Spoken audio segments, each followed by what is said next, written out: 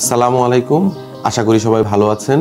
আপনার কি ডায়াবেটিস আছে? তাহলে আজকের ভিডিওটি আপনার জন্যই। ডায়াবেটিস এমন একটি রোগ যা ধীরে ধীরে কিডনির প্রচন্ড ক্ষতি করতে পারে। প্রতি বছর হাজার হাজার মানুষ কিডনি রোগে আক্রান্ত হচ্ছে। তার অন্যতম প্রধান কারণ হচ্ছে অনিয়ন্ত্রিত ডায়াবেটিস।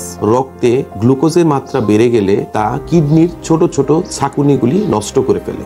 এটাকে তখন বলে ডায়াবেটিক নেফ্রোপ্যাথি। এটা এমন ভাবে শুরু হয় যে বছরের পর বছর আপনি টেরই পাবেন না। কোনো ব্যথা নাই, কোনো লক্ষণ নাই, কিন্তু ধীরে ধীরে এটা কিডনির অনেক বড় ক্ষতি করে ফেলে। ধরুন হঠাৎ একদিন কিডনি আপনি পরীক্ষা করলেন, রিপোর্টে দেখলেন যে রক্তে ক্রিয়েটিনিনের মাত্রা বেড়ে গেছে বা প্রস্রাব দিয়ে প্রোটিন যাচ্ছে। এটা সেই মুহূর্ত যখন রোগীর কাছ থেকে শুনি, ডাক্তার সাহেব এত কিছু হয়ে গেল, আমি তো কিছুই বুঝলাম না। তখন হয়তো কিডনি রোগটি এমন একটি পর্যায়ে চলে গেছে যখন ডায়ালাইসিস বা ট্রান্সপ্ল্যান্ট বা কিডনি পরিবর্তন ছাড়া আর কোনো রাস্তা খোলা নেই। তাই পরবর্তী সময়ে আফসোস করার চেয়ে আপনি আগে থেকেই সচেতন হতে পারেন। তাহলে এই সচেতনতার জন্য আমরা কি করতে পারি? আপনি যদি ডায়াবেটিক হন তাহলে বছরে অন্তত 2 বার কিছু পরীক্ষা করালেই আপনি বুঝতে পারবেন আপনার কিডনির অবস্থা কেমন আছে।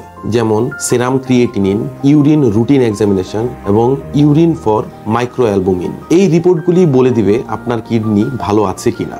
ডায়াবেটিস ভালোভাবে নিয়ন্ত্রণে রাখলে কিডনি ভালো থাকবে। প্রতিদিন পর্যাপ্ত পানি পান করুন, মিনিমাম 8 থেকে 10 গ্লাস। উচ্চ রক্তচাপ থাকলে সেটি চেক করুন এবং নিয়মিত ওষুধ সেবন করুন। নিজের ওষুধ নিজে পরিবর্তন করবেন না, সেক্ষেত্রে চিকিৎসকের পরামর্শ নিন। হার্বাল বা অজানা ওষুধ থেকে নিজেকে দূরে রাখুন, কারণ এগুলো কিডনি রোগের ক্ষতির অন্যতম প্রধান কারণ হতে পারে। তাই সচেতন হন এবং কিডনির পরীক্ষাগুলি করান এবং নিশ্চিত হন যে আপনার কিডনির অবস্থা কেমন আছে। আপনি একটু সচেতন হলেই ডায়াবেটিস জনিত দীর্ঘস্থায়ী কিডনি রোগ থেকে মুক্তি পেতে পারেন। ভালো থাকবেন, সুস্থ থাকবেন। দেখা হবে অন্য কোনো দিন কিডনি রোগ বিষয়ক কোনো একটি টপিক নিয়ে।